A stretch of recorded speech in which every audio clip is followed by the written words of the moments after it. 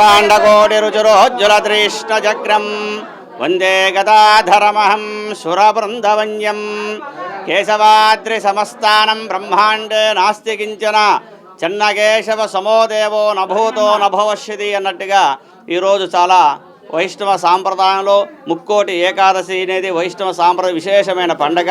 అటువంటి ప్రకాశం జిల్లా కేశవస్వామిపేటలో వేంచేసి ఉన్న శ్రీ భూనీలా సమేత చెన్నకేశవ స్వామి వారికి ఈరోజు ఏకోత్సవం 4:05 నుంచి విశేషంగా స్వామివారికి తిరువారాధన కార్యక్రమాలు, విశేష పారాయణం, స్వామివారికి పంచహారతి, ఏకహారతి, నక్షత్రహారతితో కూడుకున్న స్వామివారి విశేష పూజా కార్యక్రమం చేసుకొని తదుపరి ఉత్తర ద్వాదశంలో ఏం చేసిన శ్రీ వైకుంఠ విరక్తాయ స్వామి పుష్కరణీ తటే అన్నట్టు వైకుంఠ ఆ స్వామివారు ఈ యొక్క ముక్కోటి ఏకాదశిలో ముక్కోటి దేవతలు కూడా ఉత్తర సొరంగ మార్గం నుంచి వైకుంఠంలో ఉన్న నారాయణ దర్శనం చేసుకోవడం వల్ల వైకుంఠ ఏకాదశిని ముక్కోటి ఏకాదశిని కూడా పేరు పిలుస్తారు.